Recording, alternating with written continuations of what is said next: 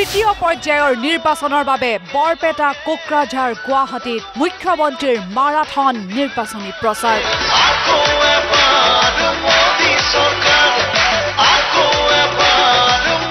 বৰপেটাৰ সৰ্থেবাৰীত বিজেপি মিত্ৰজোঁটৰ প্ৰাৰ্থী ফণীভূষণ চৌধুৰীৰ হৈ প্ৰচাৰ মুখ্যমন্ত্ৰীৰ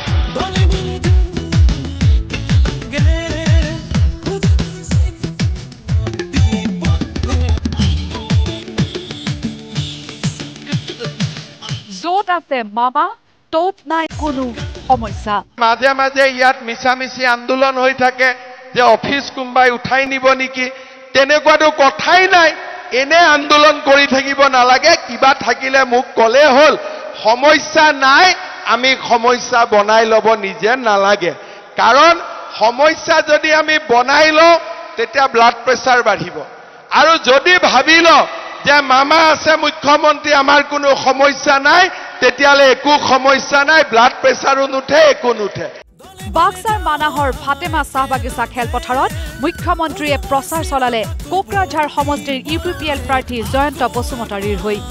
কংগ্ৰেছ দল আৰু বিপিএফক তীক্ষ্ণ কটাক্ষ কৰি মুখ্যমন্ত্ৰীয়ে ক'লে কটা হাতৰ কাম নাই নাঙলৰ দাম নাই এতিয়াতো অসমত কংগ্ৰেছৰ চৰকাৰ নাই হয় নহয় হাগ্ৰামাৰ চৰকাৰ ক'বাত আছে নেকি হাগ্ৰামাৰ চৰকাৰ ক'বাত আছে নেকি সেইকাৰণে মই মনতে ভাবি আছিলোঁ কটা হাতৰ কাম নাই হয়নে নাঙলৰ দাম নাই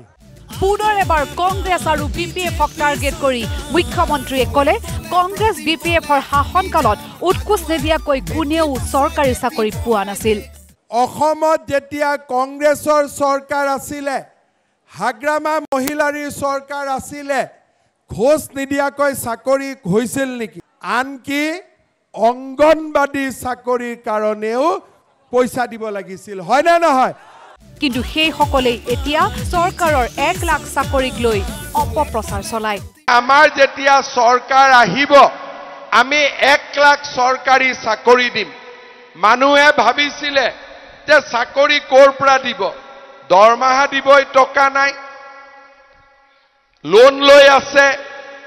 চাকৰি ক'ৰ পৰা দিব এইবিলাক একোটা মিছা প্ৰচাৰ নিৰ্বাচনী প্ৰচাৰৰ মাজতে জনতাৰ সৈতে মত বিনিময় কৰি গ'ল মুখ্যমন্ত্ৰীগৰাকীয়ে লাখপতি বাইদেউৰ ফৰ্ম কোনে কোনে ফিল আপ কৰিছে হাত ডাঙক বাপৰে চবেই কৰি দিছে এতিয়া বাইদেউ কৰিছ লাখপতি বাইদেউৰ ফৰ্ম ফিল আপ কৰিছ ফটো উঠিলে এতিয়া অৰুণোদয় লাগে নে নাই কাক কাক লাগে চবকে লাগে মই ঘোষ কি পাম ঘৰত নাৰিকল লাৰু বনাই ৰেডি কৰি ৰাখক যাৰ যাৰ ঘৰত ৰেচন কাৰ্ড আছে সকলোকে মই এটা এটা অৰুণোদয় দিম হিংসাত্মক ঘটনাৰ বাবে পৰিচিত বিটিআৰত এতিয়া কেৱল শান্তি বিৰাজমান ফাতেমাবাদ চাহ বাগিচাৰ আমাৰ শ্ৰমিকসকল আছে ইয়াতে গুৰ্খা মানুহ আছে অসমীয়া আছে বঙালী আছে হয়নে বড়ো ভাই বন্ধুসকল আছে সকলো আছে ইমান মিলাপ্ৰীতিকৈ আমি আছো আজিৰ পৰা 10 বছৰ আগত এনেকে থাকিব পাৰিছিলো নেকি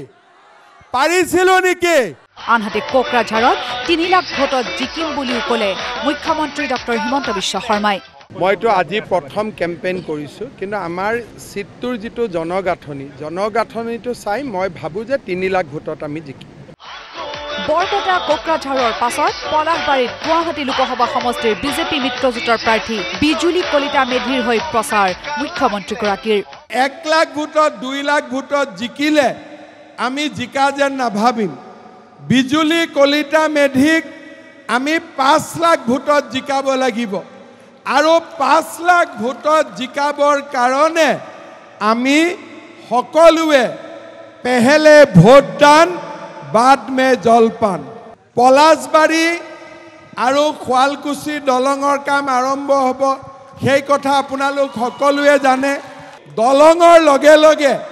আৰু এটা মই পলাশবাৰী ৰাইজক ভাল খবৰ দিব খুজিছো আপোনালোকে জানে যে সাংসাৰীত এইমছ হল আইআইটি হল পলাশবাৰীত ভাৰত চৰকাৰে ইণ্ডিয়ান ইনষ্টিটিউট অফ মেনেজমেণ্ট স্থাপন কৰাৰ বাবে সিদ্ধান্ত গ্ৰহণ কৰিছে। Bureau report